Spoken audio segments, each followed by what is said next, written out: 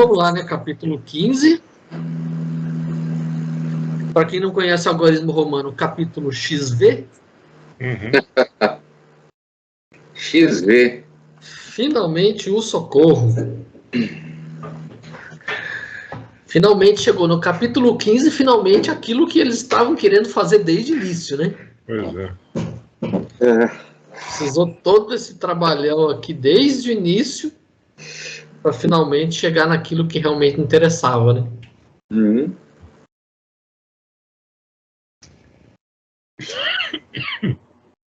E aí, saindo, né, da capítulo anterior aí, só para a gente relembrar, né? Então eles foram lá na casa da ex-mulher, né, da viúva do Leôncio, que tinha se amigado lá com um enfermeiro que estava envenenando o filho dele. Aí eles finalmente conseguiram lá dar um jeito no rapaz, né? O rapaz finalmente se apercebeu, né, do que estava fazendo e parece que ia parar, né, de tentar matar o menino, né? Uhum. Acordou. Finalmente ele se tocou, né, do que estava fazendo. E aí chegamos aí no nosso capítulo 15, né? Finalmente o socorro. Então aí eles estavam lá, provavelmente eles já estavam lá na casa, né, da Margarida. Margarida. Aí estava lá o Saldanha, né, o Leôncio, Gúbio. o Gúbio, o André Luiz, E tinha mais um, acho que é Eloy, né? o Eloy. O Loi tinha outro também no final lá, um dos médios, né? Lá na frente. Então vamos aí direto para nossa questão número 1, que já está logo no... Só voltando, o enfermeiro estava querendo matar o menino para ficar com o dinheiro todo, né? Ele queria tirar o herdeiro do caminho. Provavelmente depois ele ia dar um jeito na viúva também, né? Para ficar com todo o dinheiro. É o que se estima que ele provavelmente faria, né? Mas, a princípio, o que ele estava fazendo era envenenar a criança. Então, aí a primeira questão, né? Tá logo no começo aí do capítulo, né? Gúbio esclarece a André sobre os obsessores endurecidos de coração e o que lhes acontece quando encontram espíritos mais fortes que eles. Comente. Tá mais lá na frente, né? Acho que pode, não sei, pode começar a ler a partir do ouvindo-lhes os pareceres, não sei. Então já vai direto no... O objeto aí nesse trechinho, nessa questão, é o tal do Gaspar, né? Que era um dos magnetizadores ali que até então ficou impassível quanto aos acontecimentos anteriores e estava ali que nem robô ali ainda jogando magnetismo na Margarida, né? Então ele diz aqui, ó: ouvindo-lhes os pareceres, atentei para a situação de Gaspar, sem dissimular minha justificada estranheza. O hipnotizador de presença desagradabilícia, pelos fluidos menos simpáticos que emitia, continuava ausente de nossas conversações. O próprio olhar, quase vítreo, incapaz de fixar, me dava ideia de paralisia da alma e petrificação do pensamento. Não podendo sofrer a curiosidade por mais tempo, indaguei de Gúbio quanto ao que lhe ocorria. O que significava aquela máscara psicológica do magnetizador das sombras? Jazia surdo, quase cego, plenamente insensível. Respondia às mais longas e importantes perguntas através de monossílabos, de modo vago, e demonstrava insistência irredutível no setor de flagelação à vítima. O orientador, agora liberto de cuidados, esclareceu prestimoso: André, há obsessores marcadamente endurecidos de coração, que se petrificam quando sob a influência de perseguidores ainda mais fortes e mais perversos que eles mesmos. Inteligências temíveis das trevas absorvem certos centros perispíriticos de determinadas entidades que se revelam pervertidas e ingratas ao bem, e utilizam-nas como instrumentalidade na extensão do mal que elegeram por sementeira da vida. Gaspar encontra-se nessa situação, hipnotizado por senhores da desordem, anestesiado pelos raios entorpecentes, perdeu transitoriamente a capacidade de ver, ouvir e sentir com elevação. Demora-se em aflitivo pesadelo, à maneira do homem comum, dentro do qual a dilaceração de Margarida se lhe torna a ideia fixa, obcecante. É o que a própria pergunta já diz, né? Quando você encontra alguém que é mais que você fica dominado, né, por aquilo ali. Acho que isso aí acontece na vida de um modo geral, né? Quando tem alguém, sempre tem alguém que como é que se diz, tem um comando, tem algum controle sobre você, né? É impressionante. Você precisa se vigiar sobre isso. Ele estava totalmente dominado, né, por forças do mal e estava ali ainda exercendo a maldade dele ali de uma forma ou de outra, a um nível ainda bastante exacerbado, vamos dizer. Ele estava como em transe, né? Como se estivesse em transe. Yes. O que acontece com ele é semelhante a uma obsessão, né? Uhum. Só que é uma obsessão de espírito para espírito, né? Uhum. A gente chegou a ver, né, encarnados que são obsidiados e eles acabam não ficando assim como se fosse um autômato como estava esse rapaz, mas a obsessão é tão forte que chega a dominar até os pensamentos da pessoa. Uhum. No caso dele aí, tá? O caso dele aqui é algo assim muito mais forte, né? Porque quem está encarnado ainda vive na matéria, tem contato com outras pessoas. Na vida espiritual, esse magnetismo dá a entender que ele se manifesta de uma forma até mais contundente, né? Logo em seguida aí aquela história, você perguntaria aí, tem saída pro cara? É a pergunta seguinte, né? O Google explica o magnetismo aí, né? Que um pouquinho antes aqui, o Saldanha, o André Luiz, o Leôncio, né? Eles colocam assim, né? Que essas legiões, coloca aqui assim, a fúria das entidades ignorantes que se mantinham em posição contrária à nossa, poderiam organizar-se em legião ameaçadora e estragar-nos os melhores projetos. Conheciam processos de auxílio iguais àquele em que funcionávamos e permaneciam informados quanto ao potencial da zona inimiga, do centro da qual poderiam surgir de imediato centenas de adversários. Que ele estava falando assim era tipo assim, eu sei como é que funciona essas organizações, né, essas legiões que se dedicam a esse tipo de obsessão e trabalho contra, né, o bem. Então, a gente tem que tomar cuidado, por quê? Porque a gente pode ser pego aí pelo contrapé, né? Então, eles têm um certo poderio que, se a gente não se precaver, a gente pode, de repente, aí ter os nossos esforços todos indo por água abaixo, né? Eles são tão organizados quanto, né, pelo que ele deixa entender aqui, né? São tão organizados quanto o bem, né? Exato. Eles têm uma espécie de organização que a gente viu nos capítulos anteriores lá do Gregório, né? Organizando uma cidade toda organizada, né? Naquele regime ditatorial lá dele, né? Supostamente o reino da justiça, que não tem nada de justiça, é só mais vingança, né? Uhum. Mas eles são bem organizados, né? E aí eles subjugam esses espíritos mais fracos de pensamento, como é o tal do Gaspar aqui que ele cita, né? Uhum. Então,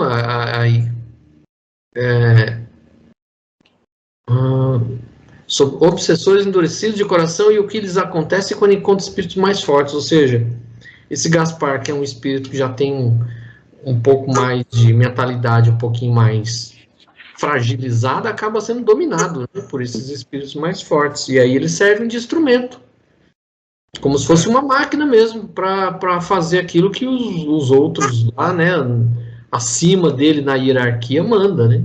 Uhum. Tem esse aspecto aí também, né? O cara é um espírito mais de baixa frequência, né?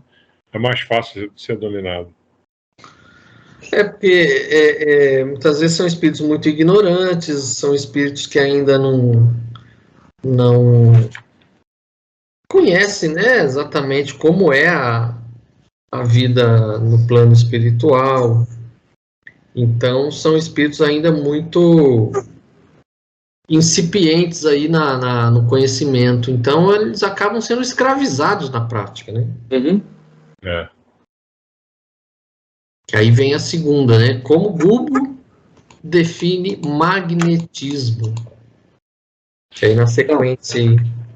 Então, logo em seguida, ele já faz observação aqui, né? Mas não poderá reintegrar-se na posse dos sentidos naturais? Indaguei sob forte impressão. Perfeitamente. O magnetismo é uma força universal que assume a direção que lhe ditarmos, né? Passes contrária à ação paralisante restituí-lo-ão à normalidade. Tal operação, contudo, exige um momento adequado. A necessidade no efeito dos recursos regeneradores intensivos, suscetíveis a serem encontrados junto aos serviços de grupos em que a colaboração de muitos se entrosa a favor de um só, quando necessário. Nesse instante, Saldanha abeirou-se de nós e pediu instrução sem rebuços. Meu benfeitor, disse Gúbio, disse a Gúbio com reverência, compreendo que demonstra de pronto a nossa situação, seria trair sobre o nosso esforço terrível reação de quantos passarão a vigiar-nos desapiedadamente. Com franqueza, vejo-me em um campo novo e desconheço o caminho por onde começar. O interpelado anuiu com bondade. Sim, Saldanha, permaneces bem inspirado. Estamos fracos para batalhar em conjunto. É indispensável que Margarida alcance melhoras positivas antes de tudo. Aguardemos a noite. Espero situar o caso em algum núcleo de amor fraternal. Até lá, convém guardarmos um ambiente doméstico sem alteração, mesmo porque Gaspar é um outro doente e exigir especial atenção. Traz o veículo perispirítico enfermiço e viciado, reclamando caridoso concurso. Mal não havia terminado a observação e Gabriel entrou no aposento e abeirou-se da esposa desalentada e abatida. Gúbio, agora senhor da situação, aproximou-se do rapaz sem alarde e colocou sobre a fonte dele a destra paternal, dominando-lhe no cérebro as zonas diretas de inspiração, dando curso natural às forças magnéticas susceptíveis de inclinar o problema de assistência à solução favorável. Reparei que o esposo de Margarida, sob a influência renovadora, passou a contemplar a companheira eternecidamente, tomando-lhe as mãos com sincera ternura e falou espontâneo: Margarida, dói-me ver-te assim sob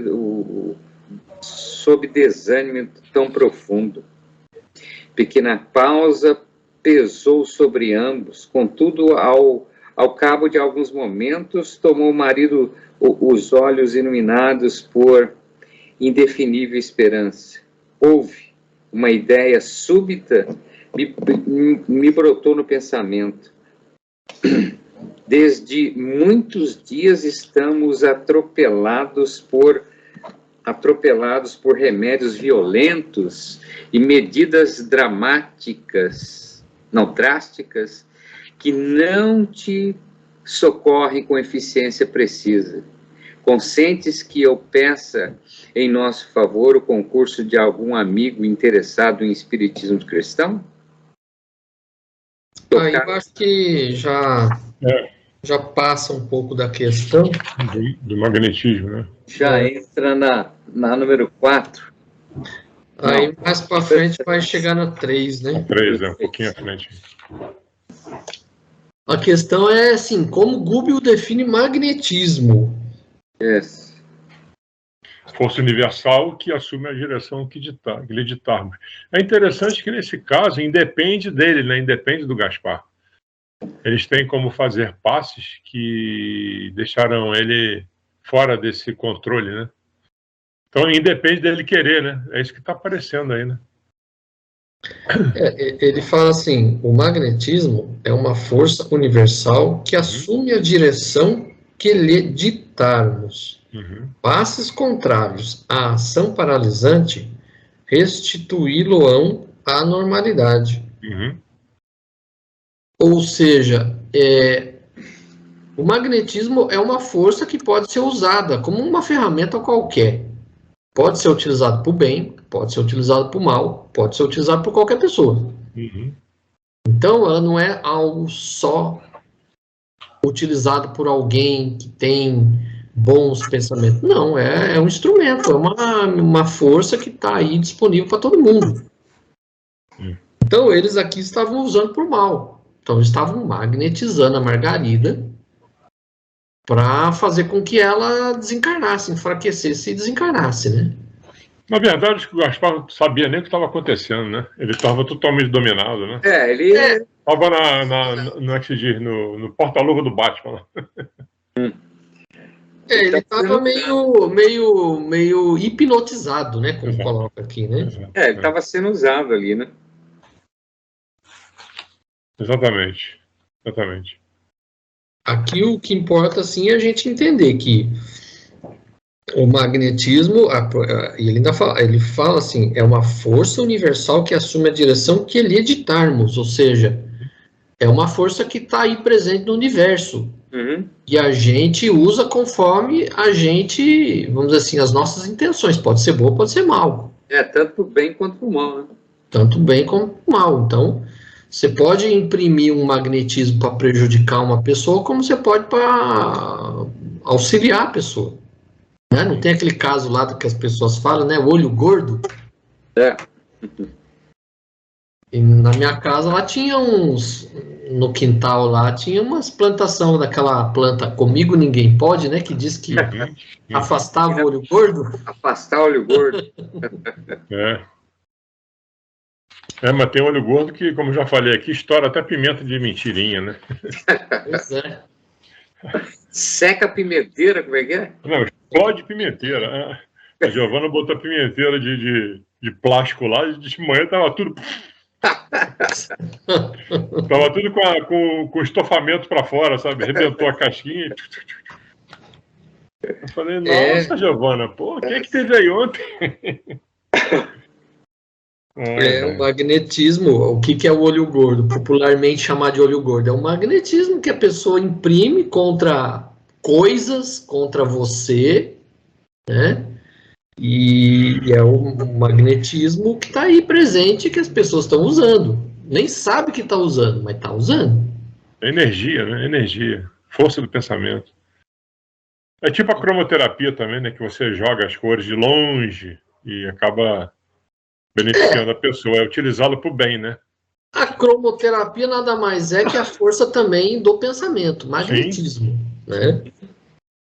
Mas aqui é para a gente entender isso. O magnetismo é uma força que está aí disponível para todo mundo usar e cada um usa de acordo com a moral que lhe tem, né? Porque quem tem moral elevada não vai fazer isso para prejudicar ninguém, né? como diz aquela prece, são as forças do mal que tentam dominar o mundo. É uma briga constante, né? Uma batalha constante. Uhum. Daí ele faz essa observação, né? A tal operação, contudo, exige momento adequado. A necessidade de feitos de recursos regeneradores intensivos, sustentáveis, a serem encontrados junto a serviços de grupos em que a colaboração de muitos se entrosa a favor de um só, quando necessário. O Saldanha estava receoso, né? Porque nunca tinha feito isso também. Né? Aí ele estava se referindo ao Gaspar, né? Uhum. Porque aqui ele fala assim, passos contrários à ação paralisante restituí-lo-ão à normalidade, ou seja, fazendo uma operação de passos magnéticos, conseguiria tirar o Gaspar desse transe hipnótico que ele estava naquele momento, né? Verdade.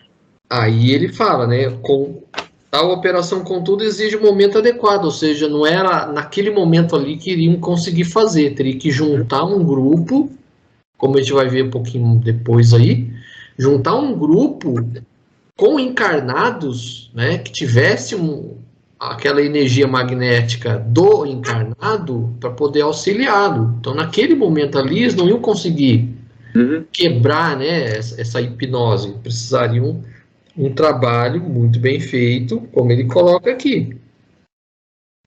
Que fala que há necessidade no feito de recursos regeneradores intensivos, suscetíveis de serem encontrados junto a serviços de grupo, em que a colaboração de muitos se entrosa a favor de um só.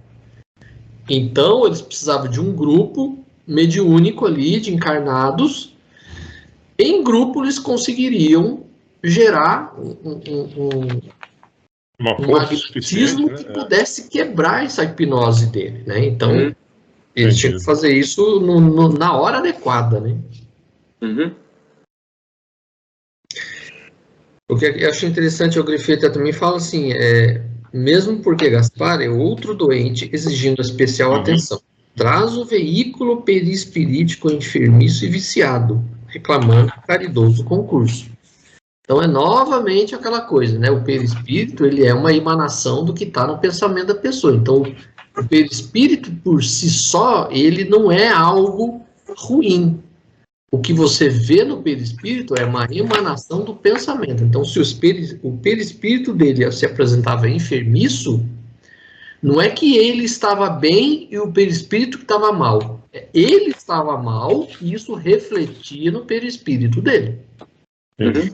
Então, via-se, é igual o médico. Você vai no médico, doutor, eu tô com uma mancha aqui, eu tô sentindo isso, tô sentindo aquilo. Então, o médico vai pelo sintoma para saber o que você tem. Então, aqui, assim, você enxergar o perispírito, aí você vai perceber o que o espírito tem. Se ele é bom, se ele é ruim, se ele está, né, boa vibração ou não. Então, o perispírito que é o termômetro. Ele vamos dizer assim, anuncia, o perispírito anuncia aquilo que está no espírito. No espírito. Entendido. E bom, no plano espiritual é o que é, vamos dizer, a sua identificação no plano espiritual, certo? Exato. Isso mesmo. Vamos dizer assim, o perispírito é o RG, né? O RG do espírito é o perispírito. Inclusive, ele mantém a forma que você tinha aqui durante um tempo, né? Até que você reencarne. Sim. Quando a gente sobe, leva essa forma do corpo no perispírito. Sim.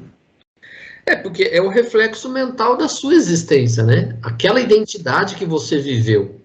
Então, você mantém na sua mente aquela identidade. Então, ele se reflete no perispírito e as pessoas te reconhecem pelo perispírito.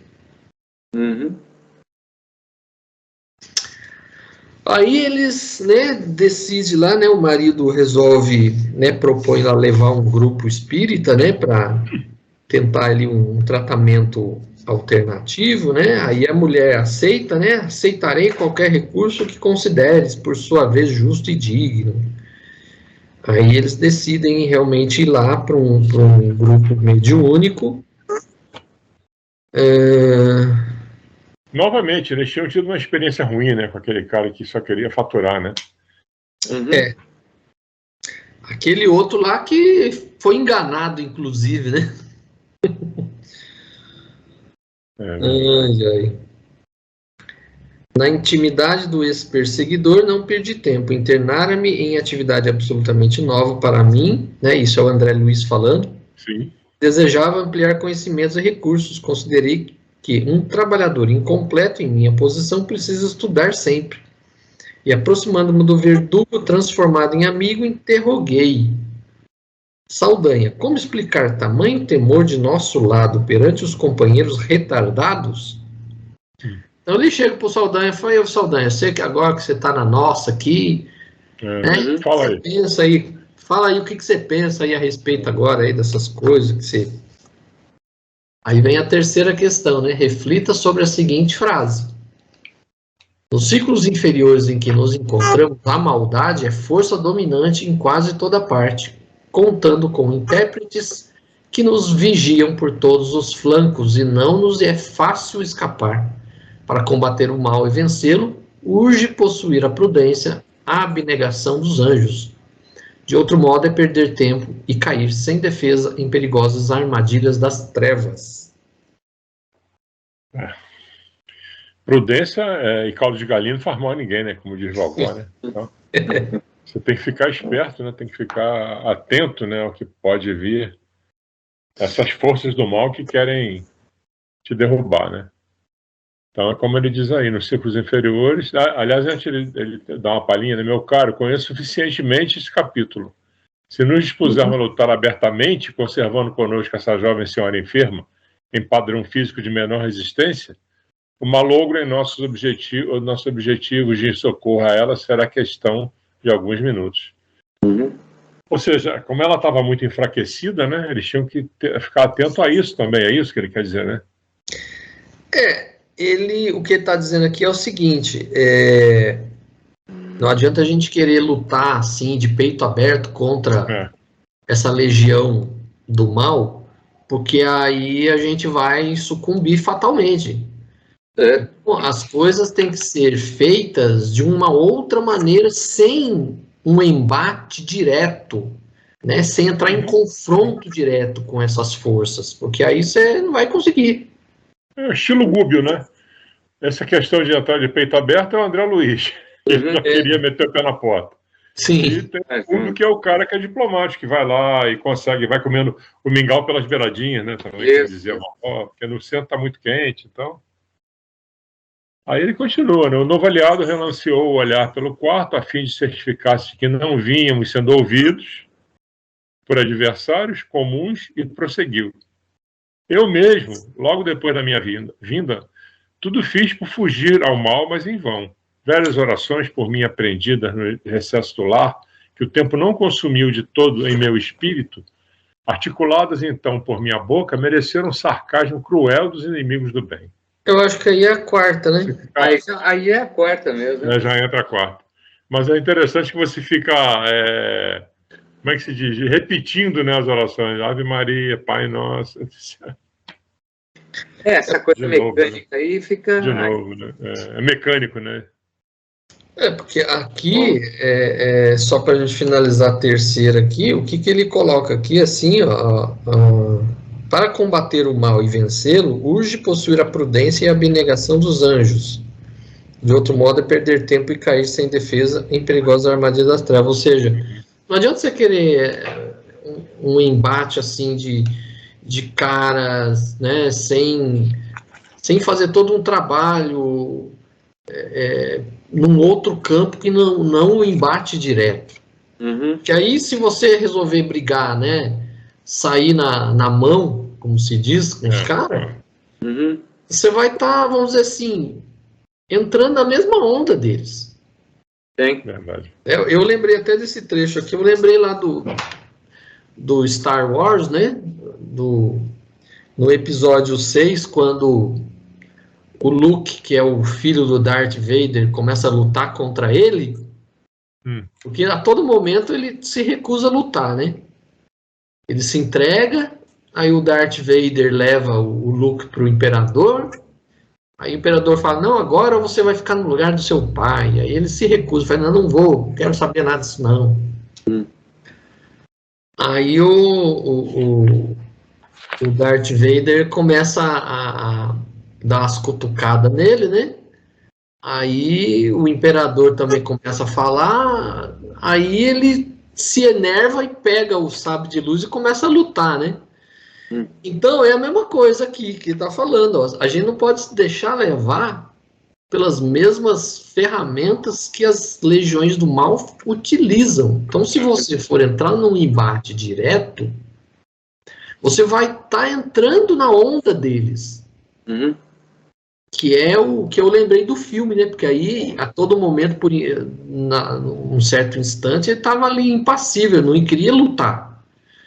Aí ele foi enervado a tal ponto que aí depois o imperador fala para ele, junte-se a nós, né? Finalmente você, né? Você deu vazão ao seu ódio, que não sei o quê. Não sei... Veio pelo lado errado. Você agora está no lado sombrio, isso mesmo, que não sei lado negro da força. Então, é a mesma coisa. Então, se você quer combater o mal...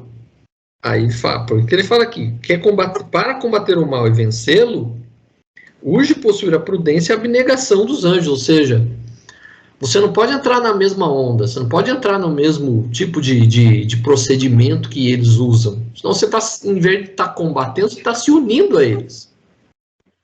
Então você tem que usar, como ele fala, a prudência e a abnegação, que foi o que o Google fez, né, com os dois. Então ele conseguiu tirar o Saldanha dessa, conseguiu tirar o Leôncio dessa, graças justamente à prudência e à abnegação. Sim.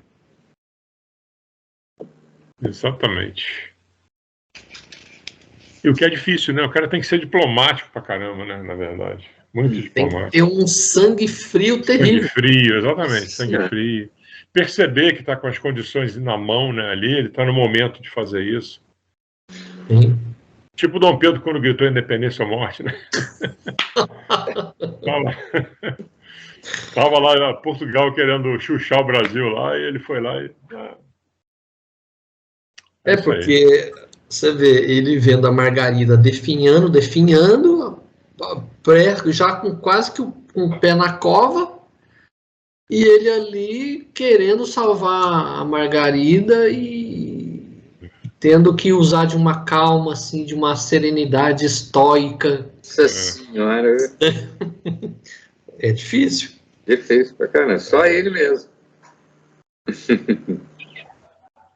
Aí vem a quarta, né, que o Alexandre aí começou a ler, né, comente a importante interiorização, um autoconhecimento de Saldanha, quanto sua luta entre o bem e o mal, as preces infrutíferas frente à sua fragilidade moral, a dificuldade em alcançar sabedoria por insciência, bondade por perversidade, amor por ódio, as manobras contra o bem, como despeito, calúnia, inveja, ciúme, mentira e discórdia que provocam perturbações e desânimo. Vai lá, Leonel. Eu mesmo, logo depois da minha vinda, tudo fiz por fugir ao mal, mas em vão. Velhas orações para mim, aprendidas no recesso do lar, que o tempo não conseguiu de todo... Não consumiu. Não consumiu de todo em meu espírito, articuladas então por minha boca, mereceram sarcasmo cruel dos inimigos do bem. Em verdade, pensamentos menos dignos me povoam a cabeça, mas a vontade de melhorar-me era sincera em meu coração. Esforcei-me de alguma sorte, reagi quando pude. Todavia, o meu impulso para o bem legítimo era, no fundo, um sopro frágil frente ao tufão. Ao contrário dessa gente... Ao contato dessa gente desencarnada, infeliz e vingativa, perdi o resto da compostura moral que procurava debalde sustentar. Se a alma liberta do corpo de carne não se encontra amparada em princípios robustos de virtude santificante, sentida e vivida, é quase impossível sair vitoriosa das ciladas escuras que nos armam. Entretanto, objetei. Não será esta atitude mero reflexo de ignorância insustentável? Admito que sim, eludiu o obsessor. Elucidou o obsessor modificado, surpreendendo-me pela clareza de argumentação. Todavia, não desconheces que a maior dificuldade não nasce da ignorância em si mesma, mas da nossa dureza contrária à capitulação indispensável. A sabedoria golpeia a insciência. Insciência é ignorância, né? Isso. A sabedoria golpeia a ignorância, a bondade, humilha a perversidade, o amor verdadeiro sitia o ódio num círculo de ferro. No entanto, aqueles que são submetidos ao campo da inferioridade manobram contra o bem, deliberadamente, 1000 armas de despeito, calúnia, inveja, ciúme, mentira e discórdia, provocando perturbação e desânimo. Analisando... Aí já segue a... Já começa a quinta, né?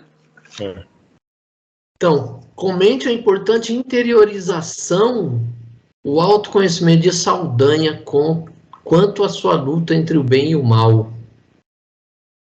Ele travou uma bela batalha, né? Realmente ele não tinha estrutura, né? Até não tinha um conhecimento, não tinha estrutura suficiente. O que ele tinha aprendido, vamos dizer, de forma mecânica, e não resolveu o problema, né? Não deu subsídio para ele para poder lutar contra essas forças do mal aí, né?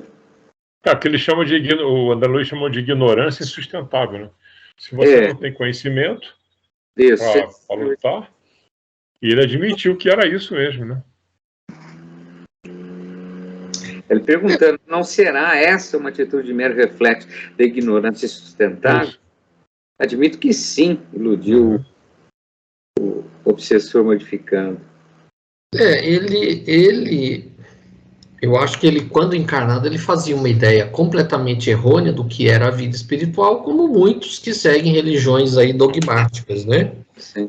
Ele era ignorante, no bom sentido, né? Ignorava isso. Porque vamos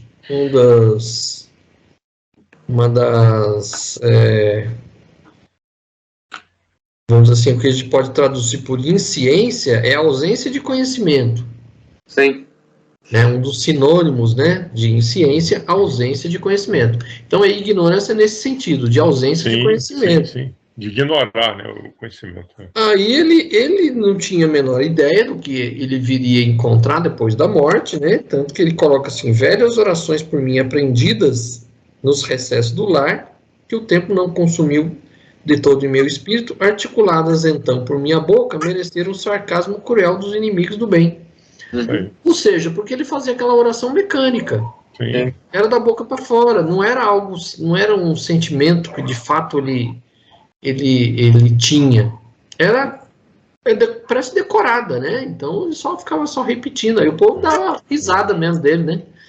Vai ser que nem um bobo aí replicando esse monte de palavreado que não serve para nada, né? Eu lembro até hoje de um filme de vampiro, né? Que o cara se depara assim com o vampiro, né? Aí ele pega assim e mostra uma cruz assim pro vampiro. Aí o vampiro pega a cruz assim, destrói a cruz aí e fala para ele assim: isso aqui só tem valor se você tiver fé. É um mero objeto. É um mero objeto. Então, quer dizer, um monte de palavra falada, decorada, não serve para nada se você realmente aquilo não é do sentimento. Tem. E é legal quando ele fala, né? Se a alma liberta do corpo de carne não se encontra amparada em princípios robustos de virtude santificante, sentida e vivida, é quase impossível sair vitoriosa das ciladas escuras que nos armam. Aí fica bem claro, né, que ele realmente ignorava. Ele, vamos dizer assim, como muitos, provavelmente ia na igreja, assistia a missa, mas aquilo lá era algo que entrava por um ouvido e saía pelo outro, ele não praticava nada daquilo que era falado na missa ou no culto, não sei se ele era católico ou era protestante, mas, assim, tudo as lições que estavam no Evangelho, ele nunca interiorizou. Sim. Ele nunca procurou praticar. Então aquilo não tinha sustento moral para ele, era só palavras. Então é isso que ele fala aqui.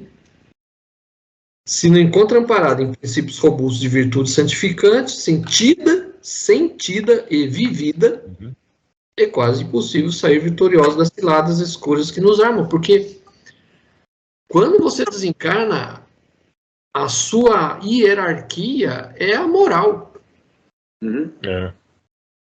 Então, os espíritos desencarnados só vão te respeitar pela sua hierarquia moral. Não adianta dizer quem você foi aqui na Terra, se você foi rico, se foi poderoso. Isso não vale nada no mundo espiritual. Sim. É isso aí. E ele dá os exemplos na frente. A sabedoria golpeia a ignorância, a bondade humilha a perversidade, o amor verdadeiro sitia o ódio num círculo de ferro. Quando você está preparado, né? Quando você tem noção das coisas. Mas o mais legal aí também que eu achei assim, que ele diz assim, né? Admito que sim, né? Admito que a ignorância tenha sido a razão da minha fraqueza, vamos dizer, né? Ele elucidou o observador, o obsessor modificado. Surpreendo-me pela clareza da argumentação. Todavia, não desconhece que a maior dificuldade não nasce na ignorância em si mesma, mas na nossa dureza contrária à captação a capitulação indispensável. Ou seja, não é necessariamente só a ignorância, mas a resistência que a gente oferece vamos dizer, a melhora, vamos dizer, né? Sim. A mistura de resistência com alienação, talvez. O cara tá nem aí, né? Sim. Vai pra missa cedinho, que é pra cumprir logo a obrigação, e depois tem um churrasco, que nem o padre lá. Sim. Tem uma excursão lá com um churrasquinho e coisa e tal. Então, não necessariamente a ignorância por ela mesma, né? Mas sim na sua resistência, na sua impedância, a sua resistência a receber algo melhor, né? Muitas vezes o espírito sabe que ele errou e ele resiste em admitir que ele errou. Né? Por isso que ele fala que a resistência, a dureza contrária à capitulação indispensável. Então, eu sei que eu errei, mas eu não arredo o pé da minha convicção, mesmo estando errada. Né? Verdade. Aí é igual aquela coisa da batata quente, né? Você tá com a batata quente na mão, você prefere segurar a batata quente em vez de largar, né? Pois é. Aí vem a quinta questão, né? André comenta sobre a fala inteligente de Saldanha, dizendo que ele, de modo algum, era um ignorante. Saldanha responde que inteligência e leitura não lhe faltava, mas algo fora essencial para mostrar-lhe a eficiência do bem em meio a tantos males. O que foi esse bem e por quê? Então, aí o André diz, assinalando-lhe a palavra tão fortemente esclarecida, cuja desenvoltura e acerto me assombravam, ponderei. Teu próprio caso é um exemplo vivo. Espanta-me o cabedal de teus comentários inteligentes. De nenhum modo poderia ser o ignorante. Ah, sim, replicou o ex-verdugo, sorrindo. Inteligência não me falta, leitura idem. Estou positivamente informado com relação aos deveres de ordem geral que me competem. Faltava-me, contudo, a companhia de alguém que conseguisse mostrar-me a eficiência e a segurança do bem, no meio de tantos males. Imagina um esfomeado a ouvir discursos. Acreditas que as palavras satisfaçam as exigências do estômago? Isso foi precisamente o que me ocorreu. Preocupado com a esposa e a nora, desencarnadas em terrível desequilíbrio, atormentado pelo filho louco e pela neta em perigo, não havia espaço mental em minha cabeça para simplesmente louvar teorias salvadoras. O benfeitor Gúbio, no entanto, demonstrou-me que o bem é mais poderoso que o mal. Isto, para mim, bastou a saciedade. Nas dúvidas, e o esclarecimento benéfico traduz verdadeira caridade. Aí ele continua, né? Mas, então, tá claro aí que o Gúbio foi o drive dele, né? Foi o gatilho, né? Uhum. Ele lia, ele escutava, mas não interiorizava, como disse o Cláudio, não absorvia, né? Parou em derredor com extrema desconfiança, não olhar de novo, preocupado lá com a galera que ficava vigiando eles, né? Sei, porém, de experiência própria, quem são os revoltados em cuja equipe trabalhei até ontem. Francamente, ainda não sei com certeza o que será de mim mesmo. Perseguir-me-ão sem tréguas. Se puderem conduzir-me-ão ao vale da miséria e penúria. Noto, contudo, que transformação salutar me possui agora o espírito. Convenci-me de que o bem pode vencer o mal e espero que o nosso instrutor não me abandone. Ainda que eu sofra, a ele acompanharei. Não pretendo regressar ao repugnante caminho percorrido. É isso aí. Uhum. Que ele coloca assim, conhecimento, certo conhecimento ele tinha. Ele não via a aplicabilidade prática desse conhecimento em algo que realmente mostrasse para ele que aquilo ali valia a pena. Porque ele estava, como ele coloca assim, preocupado com a esposa e a nora, desencarnados em terrível desequilíbrio, o filho louco, o neto em perigo. Então, é como se assim desse um curto-circuito aí na cabeça dele e fala, não quero saber dessas coisas não, isso aí eu quero vingança, né? Eu quero atrapalhar a vida de quem está conduzindo aí os meus parentes nessa situação. Então, na verdade, o bem dele foi o Gúbio, né? Ele tem encontrado o Gúbio, né? Ele percebeu que tudo aquilo que ele leu, que dá a entender assim, sobre o fazer o bem, ele tinha pleno conhecimento. Uhum. Né? Ele tinha conhecimento que ele estava fazendo mal. Só que ele assim, não via resultado em prático em fazer o bem. Porque até então ele deve ter tido péssimos exemplos, né?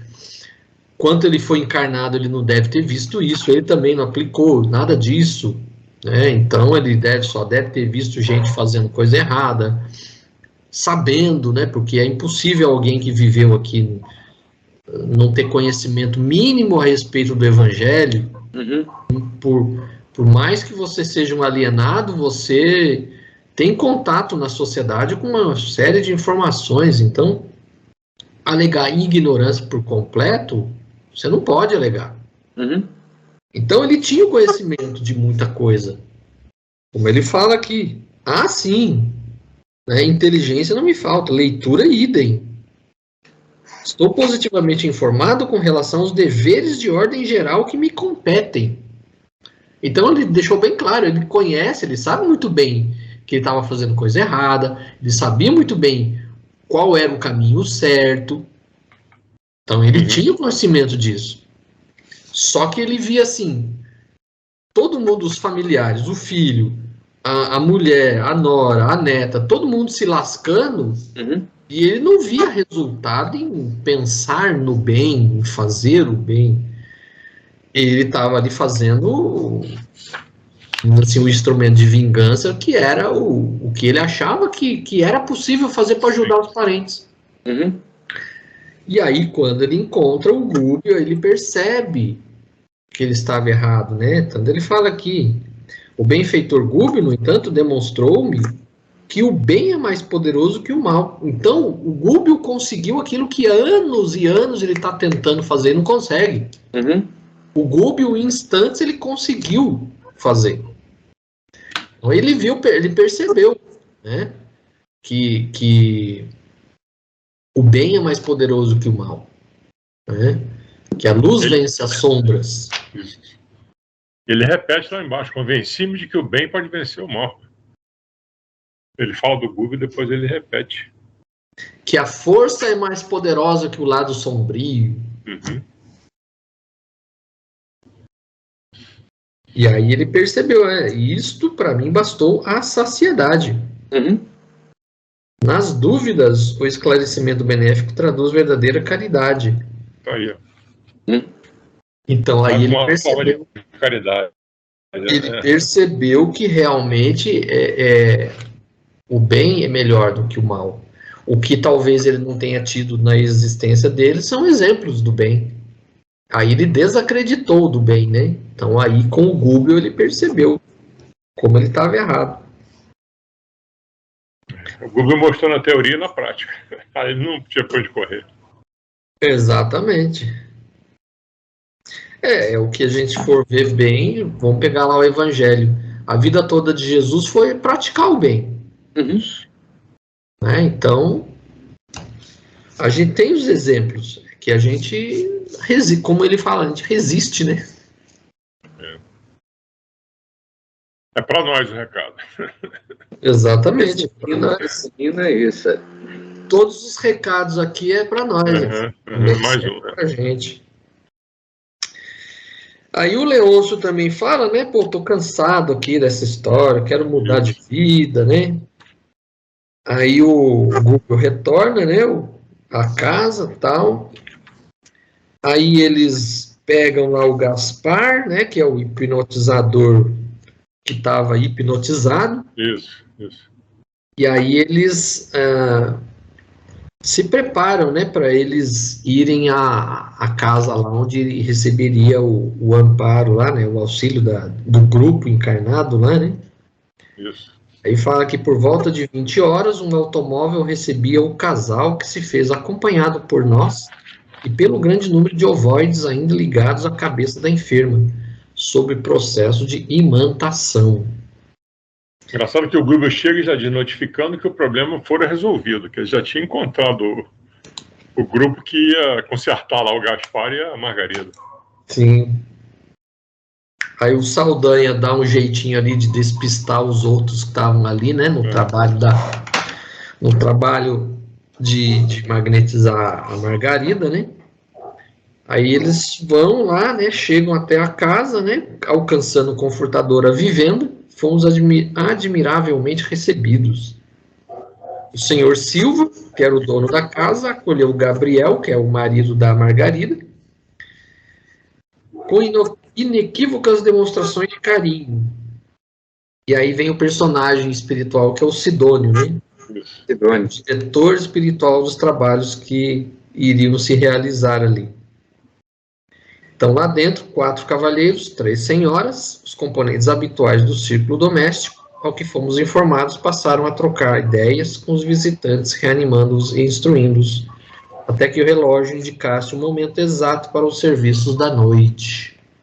Aí já começa Aí já começa aí a 6, né? Nesse capítulo é explicado em detalhes o que é mediunidade. Como o grupo compreendeu. Vai, Leonel, explique-nos o que é mediunidade. O nosso agrupamento produz satisfatoriamente. Seria aí, não? Isso, começa aí. O Rubio esclareceu muito seguro. O nosso agrupamento produz satisfatoriamente, entretanto, poderia levar a efeito mais ampla colheita de bênçãos se a confiança no bem e o ideal de servir fossem mais dilatados em nossos colaboradores do plano físico. Sabemos que a instrumentalidade é essencial em qualquer serviço. O braço é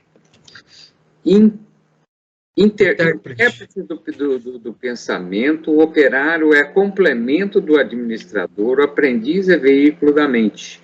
Sem companheiros encarnados que nos compreendam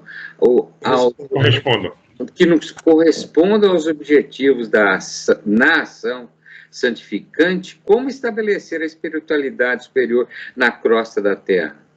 Efetivamente, encontramos irmãos dispostos ao concurso fraternal, embora forçoso a dizer, a maioria espera a mediunidade espetacular a fim de cooperar conosco. Não procuram saber que todos somos médios de alguma força, boa ou má, em nossas faculdades receptivas. Não aceito as necessidades do serviço que nos aconselham a buscar desenvolvimento substancial na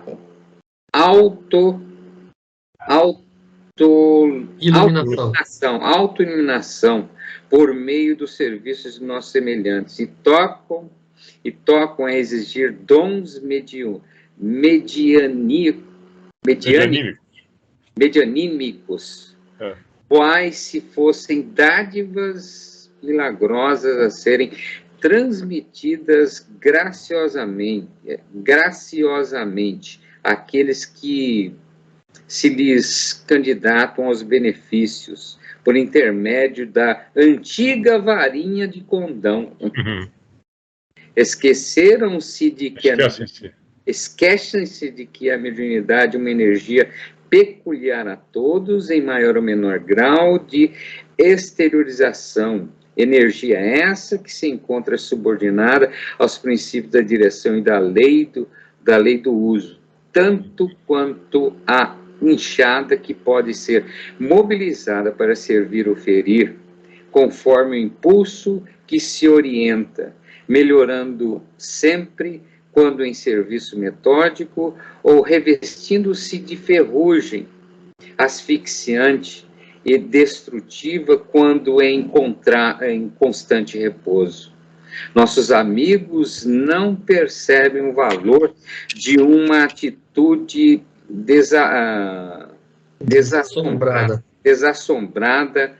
e permanente de fé positiva dentro do caminho louvável. Haja o que houver, e não obstante cuidarmos devotamente da crença deles, com a mesma ternura consagrada pelo lavrador vigente, a plantinha... Vigilante, a plantinha tenra. A plantinha tenra que encerra a esperança do porvir. Basta que espíritos perturbadores ou maliciosos os visitem, sutis à maneira de melros num arrozal, e lá se vão os germes superiores que confiamos, né, incessantemente ao solo do coração.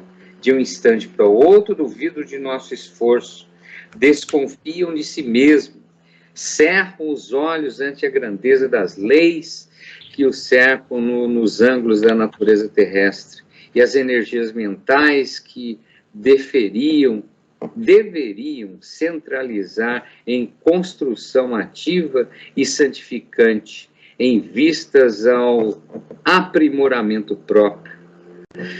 Não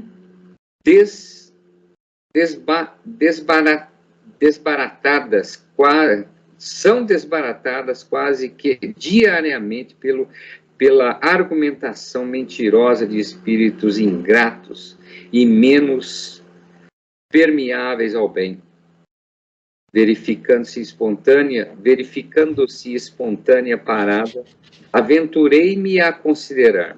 A referência abrange um grupo assim tão harmoniosamente constituído quanto este?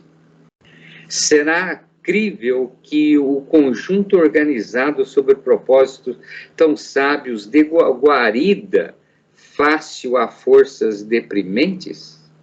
O diretor da casa sorriu bem-humorado e respondeu com franqueza: sim, coletivamente considerando, reúne-se agora sobre esse teto amigo, e procuram-nos a companhia espiritualizante. Isso, porém, acontece por 6 horas nas 168 horas de cada semana, enquanto conosco deixam-se envolver nas suaves irradiações de paz e de alegria, do bom ânimo e da esperança, registrando-nos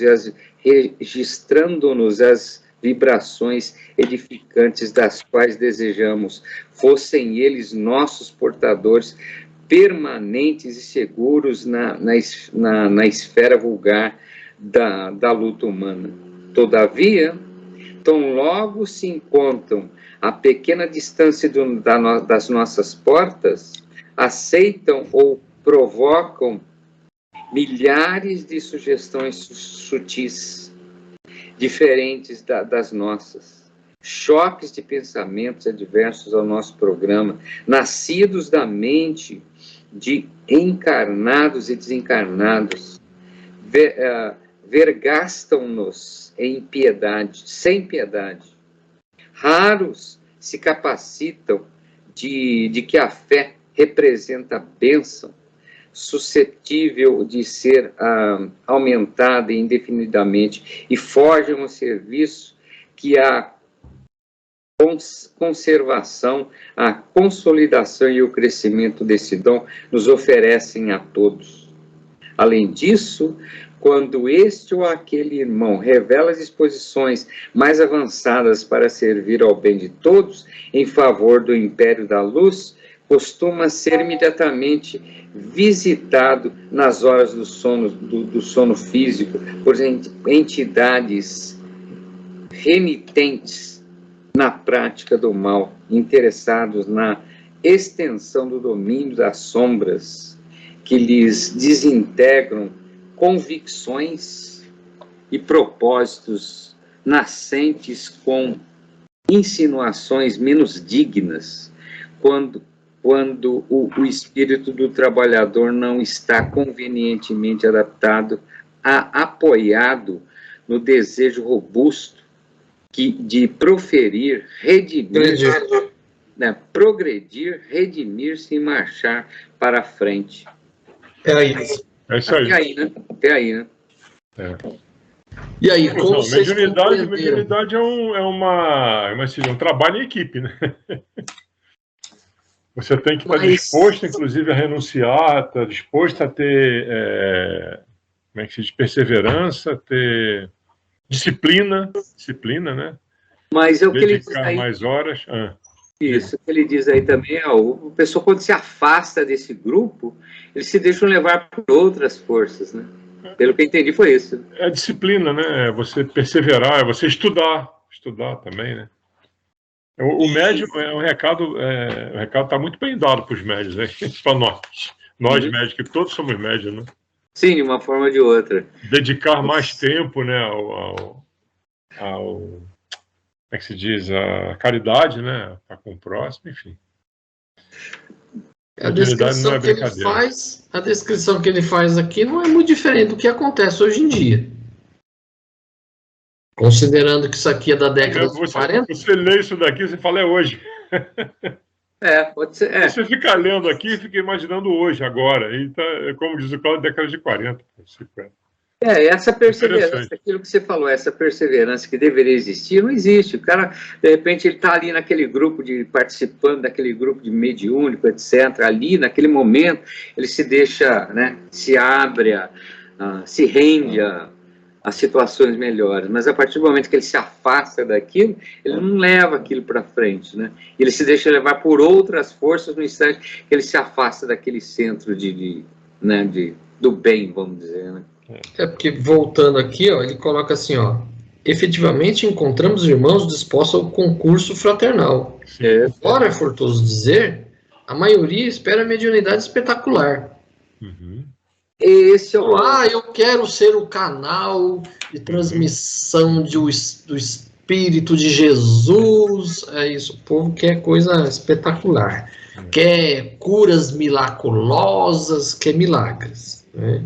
Aqui topam existir dons mediúnicos, quais se fossem dádivas milagrosas, a serem transmitidas graciosamente àqueles que lhes candidatam aos benefícios por intermédio da antiga varinha de condão.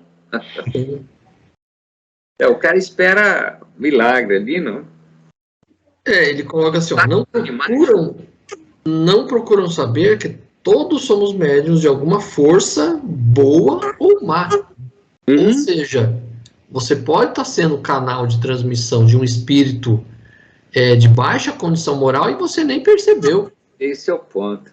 Que foi o caso do anterior que eles foram lá, que o espírito começou a falar num palavreado assim, que o médium achou que era um espírito de alta hierarquia, e o cara estava ali, na verdade, usando ele como instrumento para passar informação falsa, né?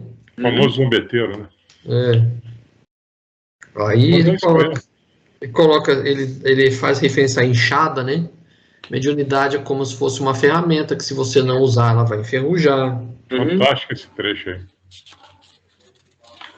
Nossos amigos não percebem o valor de uma atitude desassombrada e permanente de fé positiva. Ou seja, mediunidade não é milagre. Mediunidade é algo normal, que tem que ser entendido como algo normal. Não é, o médium ele não é um ser à parte na criação divina, né? O médium, ele é igualzinho a todos, porque mediunidade todos temos. Então não vê isso, não se pode ver a mediunidade como algo, como um dom especial que você tem, né?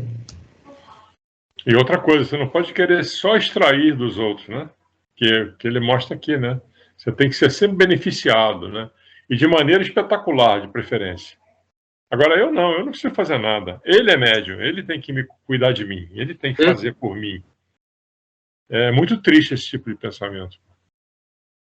É que ele fala assim, não obstante cuidarmos devotadamente da crença deles, com a mesma ternura consagrada pelo lavrador vigilante, a plantinha tenra que encerra a esperança do porvir, basta que espíritos perturbadores ou maliciosos os visitem sutis, a maneira de melros, que são pássaros, né? Pássaro que vai lá e come as sementes. E lá se vão os germes superiores que lhes confiamos. Ou seja, enquanto eles estão ali no centro, naquela atividade mediúnica, o pessoal está ali recebendo informação, saiu do centro, como mais para frente ele comenta, pronto, você já esquece tudo, os espíritos estão ali esperando no portão do centro você sair, pronto, já volta, né, a te povoar as ideias de coisa errada e você cai no conto do vigário de novo. Sim. Foi o que alguém perguntou no curso de médico, então tem que morar no centro? O cara disse, não. Você tem que morar no centro, você tem que estudar. Leva a ideia daqui saber discernir, saber se defender. Né? Então, levar as ideias daqui do centro que a gente está discutindo aqui agora, levar para a vida lá fora, né? Tentar exercitar, né? O Collor estava dizendo que dentro do centro foi tudo bonito, tudo florido, tudo equipe de higienização, está protegido, você pode fazer o que você precisa. Aí tu saiu dali, então tem que morar no centro, porque eu saio dali, eu estou vulnerável. Se você se a pessoa comenta, faz esse tipo de comentário, ela já está mostrando a sua própria fragilidade. Porque se ela não é capaz de sair do centro e se blindar desse tipo de coisa, ela ainda não está preparada para ser médium. Porque o médium, ele não é médium só dentro do ser espírita, ele é médium 24 horas por dia, onde ele esteja. Todos nós somos suscetíveis a influências espirituais em qualquer lugar que a gente esteja.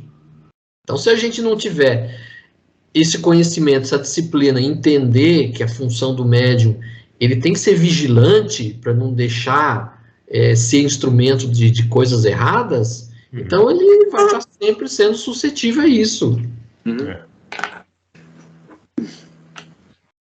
Mediunidade é uma coisa muito séria, nossa senhora.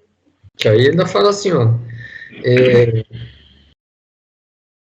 de um instante para outro, duvidam do nosso esforço, desconfiam de si mesmos, cerram os olhos ante a grandeza das leis que os cercam, nos ângulos da natureza terrestre, e as energias mentais que deveriam centralizar em construção ativa e santificante, com vistas ao aprimoramento próprio, são desbaratadas quase que diariamente pela argumentação mentirosa de espíritos ingratos e menos permeáveis ao bem. Exatamente. São os dois lados da moeda, né? Além dele se deixar envolver por esse tipo de energia, ele critica que a culpa não é dele, é que o pessoal do centro não trabalhou direito para ele. Ô, louco, aí é mais ou menos por aí, entendeu? É. Eu tô lá, esse pessoal me protege lá pra caramba, diz que eu tô bem, eu saio de lá e começo tudo de novo. Pô, mas olha para você aí, ops. De novo, né? Reforma íntima. Não, e o André Luiz ainda pergunta assim, a referência abrange um grupo assim, tão harmoniosamente constituído quanto esse? Ou seja, pô, mas esse grupo aí tá tão bem, tão entrosado, mesmo assim eles ainda passam por essas situações? Aí ele fala, sim, coletivamente considerando, reúne-se agora sobre esse teto amigo e procura-nos a companhia espiritualizante. Aí ele fala que enquanto tá reunido ali, tá todo mundo harmonizado. Saiu dali, pronto. Já desarmoniza tudo, todo mundo começa a pensar coisas erradas, dá margem para esses espíritos se infiltrar. Isso só acontece durante 6 horas, e as outras 68 horas da semana... Tá por conta do... Não, e quanto mais você aprende, quanto mais você procura estudar, quanto mais você é desafiado. Tem isso também. Entendeu? É uma maneira de você... essa sua blindagem, ela é testada. Testada de maneira diária, entendeu? Deve ser fantástico. Com certeza. À medida que você vai se blindando, vamos dizer, as forças do mal vão tentar te conquistar. Né? Isso aí. É como uma passagem lá do Evangelho que ele fala assim que o soldado ele não adquire medalhas e nem glória se ele ficar lá dentro do quartel. Ele vai conseguir isso na luta. Uhum. Então é nisso que a gente vai adquirir esse jogo de cintura, essa experiência, né? Com certeza, sim, Alexandre. E mais uma vez, né? Menos julgamento e mais olhar para você. Porque na hora que você está falando mal de alguém que não te atendeu bem, na sua ótica, né, dentro do centro, você está julgando a pessoa, né? Então ainda tem esse aspecto ainda. Então, meu amigo, para de querer a varinha, como é que é a varinha mágica lá, né? Varinha de condão, né? Varinha de condão, para de querer e se liga. Achar que as coisas se resolvem só com uma varinha de condão, né? Mas você observou bem, Alexandre, bem legal ver essa... E a coisa tão séria que acontece dentro dos centros, né? Tem o Cláudio sabe melhor do que eu, tem várias passagens dentro do centro, com toda a proteção, com toda a higienização. Os médicos são testados. Né? E muitas vezes eles sucumbem, né? Sucumbem e aí depois ele tem que entender por que aconteceu aquilo, né? Então... Interessante, né? Você observou bem. É porque tem aquela coisa, né? Não, no centro você está protegido. Mas você está protegido ali, mas muitas vezes você é testado para saber se realmente você entendeu a função do médium. Se você compreendeu a diferença entre um espírito realmente que quer transmitir algo de bom e alguém que está ali só querendo te usar. Então, se você não perceber as diferenças, você fica que nem alguém no escuro, sem uma lanterna, sem saber enxergar coisa alguma. Então você tem que aprender a diferença de comunicação de um espírito zombeteiro, de alguém que quer passar uma mensagem séria.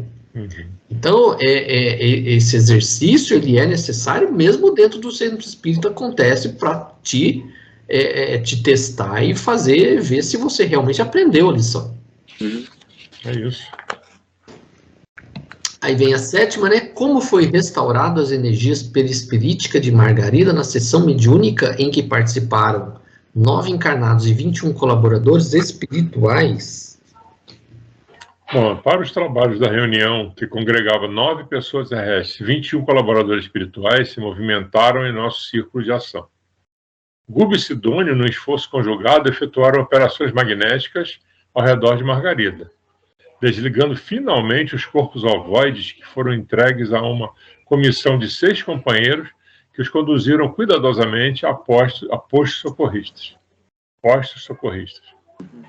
Logo após, enquanto a prece e os estudos evangélicos se faziam ouvir, dentro das contribuições do nosso círculo, grande cópia de força néurica, com a devida compensação em fluidos revigoradores da nossa esfera, foi extraída através da boca, narinas e mãos dos assistentes encarnados.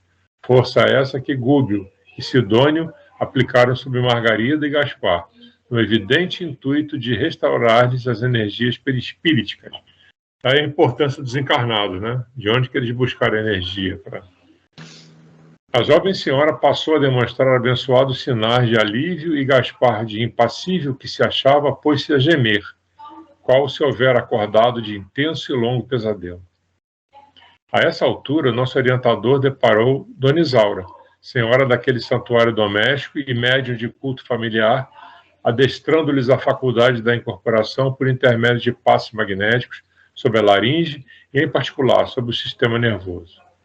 Quando a hora do amor cristão aos desencarnados começou a funcionar, os orientadores trouxeram Gaspar à organização medianímica, a fim de que pudesse ele recolher algum benefício ao contato dos companheiros materializados na experiência física que lhe haviam fornecido energias vitalizantes, tal como acontece às flores que sustentam, sem perceber, o trabalho salutar das abelhas operosas. Isso aí. Uhum. Foi uma coisa, um trabalho de grupo, né, conjunto, né, encarnados e desencarnados.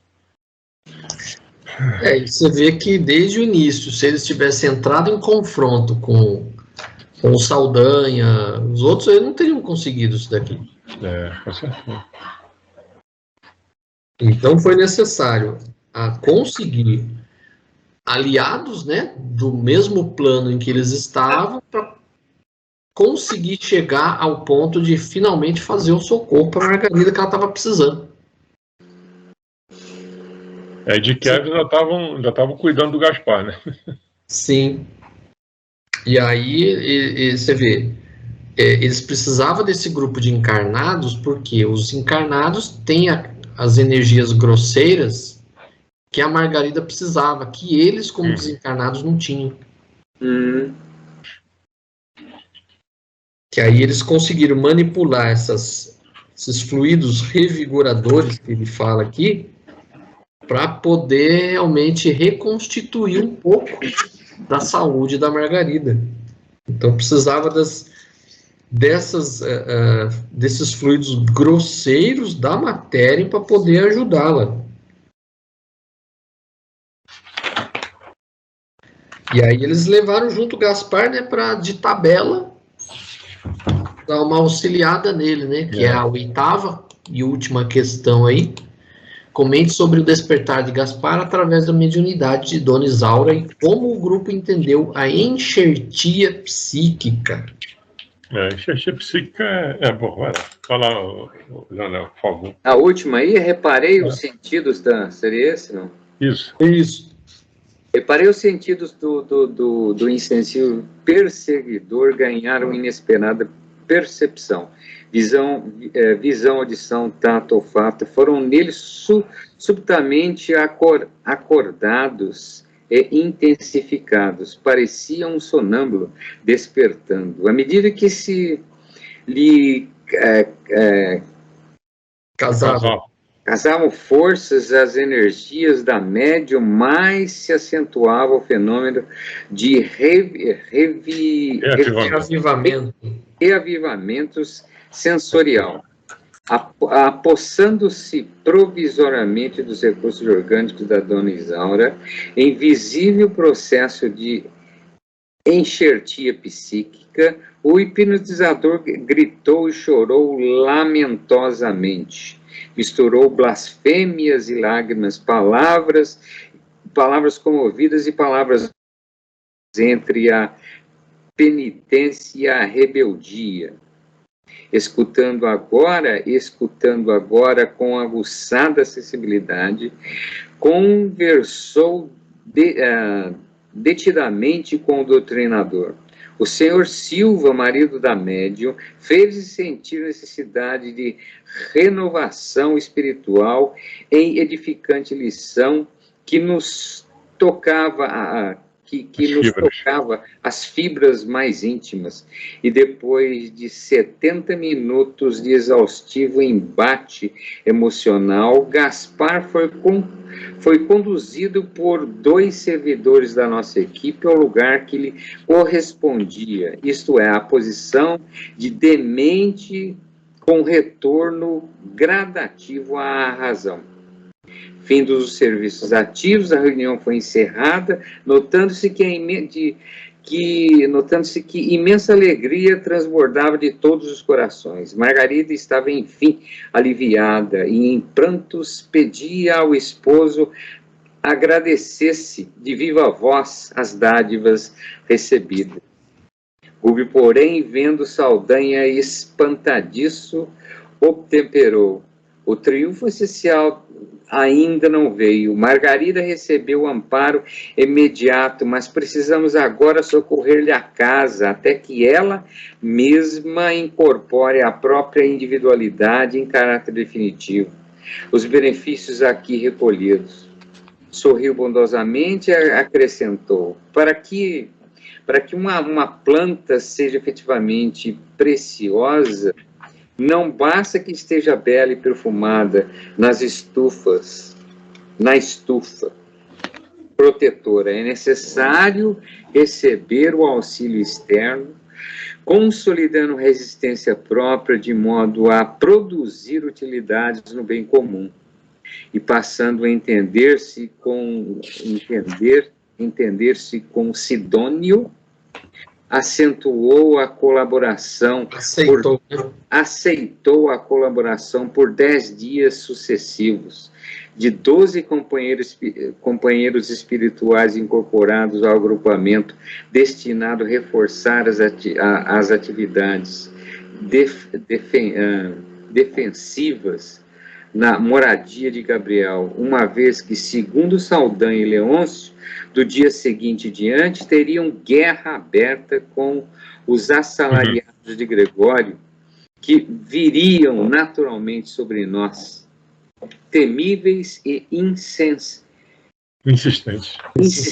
Temíveis e insistentes. Agora, agora a coisa ia ficar quente. Agora ia entrar numa outra guerra, né? Arrumaram confusão. Agora, coisa que estava morna, agora vai esquentar. Chega, a chapa vai quentar. A água vai ferver. O Gregório parece que não vai gostar muito, não. Com certeza. Quando ele viu que o Saldanha, o Leôncio, Gaspar, toda aquela articulação que ele estava fazendo para pegar a Margarida vai por água abaixo, o homem vai ficar uma fera. Ele deve ter se arrependido até as últimas fibras da alma de ter aceitado que os dois fossem lá prestar socorro à Margarida. 2 baixas na equipe do Gregório, lá, dos assalariados dele. Os assalariados. 3 baixas, na verdade, né? 3 baixas, E aí depois eles vão ceder, né? 12 companheiros espirituais para agora fazer a guarda ali. Agora ninguém mais entra. Agora a coisa tá... Agora a coisa entra numa outra fase, né? Agora vai ser uma fase mais difícil. Então, essa enxertia psíquica aí nada mais é que a mediunidade, né? Usar o corpo do médium, né? Sim. Ele, vamos dizer assim, numa linguagem popular, ele incorporou na Dona Isaura. Isso. E aí, com a sensação da matéria, né? Os sentidos físicos, é como se fosse um choque para ele, né? Aí ele desperta daquela hipnose que ele vivia. E aí ele consegue perceber, né, porque ele fala, né, que ele começou a blasfemar, xingar, se lamentar, ficou ali 60 minutos, ou seja, 1 hora o doutrinador ali conversando com ele o tempo inteiro, tentando, né, olha, cai em si, meu amigo, percebe aí que você fez muita besteira, começa a repensar as coisas que você está fazendo aí, começa a mudar suas ideias. Então foi 1 hora ali de doutrinação. Então ele precisava ter esse choque da matéria para ele despertar, né? Para ele cair. Sair do hipnotismo, né? Sair do hipnotismo que ele estava. Né? Então precisou esse, vamos dizer assim, esse contato com a matéria meio que rapidão ali, né? para ele poder despertar, né? Foi realmente um choque para ele acordar, né? É interessante ele descrevendo essa enxertia psíquica, né? Que o espírito se afasta do médium, né? Fica numa distância razoável, ligado por cordões, não é isso? Tênues cordões. Ele descreve no texto lá isso aí. Também ele, vamos dizer assim, como que o perispírito dele meio que se confunde com o perispírito da médium, né? Então ele começa a receber, né, essa sensação material, como se tivesse encarnado, né? Então muitas sessões de desobsessão acontecem dessa forma, porque o espírito precisa desse contato material, nem que seja por alguns instantes apenas. É a forma que ele, vamos dizer assim, ele recebe esse choque para acordar. Então, muitos casos em que o espírito está numa situação dementada, está numa situação hipnotizada, né, como estava o Gaspar, precisa desse contato, nem por alguns instantes, com a matéria. É a forma que ele recebe esse chacoalhão, né, esse choque. Então, mais uma vez, a importância do trabalho em conjunto, né? Sim. Precisa dos encarnados para recuperar alguns desencarnados. E aí a importância de você ter um grupo harmonizado realmente para dar sustentação para médium que vai receber a incorporação. Então você vê como é importante ali, aquele grupo tá realmente harmonizado. Então é como se fosse um time de futebol. O grupo mediúnico é nem um time de futebol. Tem que estar todo mundo ali harmonizado ali nas jogadas, senão... Organizado. Senão é 7-1 para a Alemanha. O Vitor comentou uma vez durante o curso de médios que tem grupos que precisam de, às vezes, 2 anos de convivência, de trabalho junto, para poder entrar nessa harmonia, entendeu? Caramba! É muito importante você ter a constância do trabalho, sempre o mesmo grupo. Sim. Pô, legal. É um treinamento, né? É como se fosse um treinamento, como se fosse, como eu falei, né? Utilizando a metáfora futebolística, tão ao gosto de alguns certos políticos aí, mas é um treinamento que você tem ali, ensaiando jogada, de repente ali, só num olhar, você já percebe o que o outro colega tá pensando, tá querendo fazer. Então é a mesma coisa, no grupo mediúnico assim, você trabalhando sempre em conjunto, treinando ali, você já percebe, às vezes, o que o colega do lado já tá sentindo, se ele precisa de um socorro, se não precisa.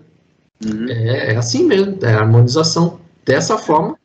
E você vai se fortalecendo, né? Você vai se fortalecendo também, você se fortalecendo. E aí você vai sentindo segurança também de estar no grupo, né? Ninguém é Romário, né? Romário que dizia treinar para quê, né? Essa ideia do Romário não funciona na mediunidade. Esquece. É isso aí, então. Muito bom. Terminamos por hoje.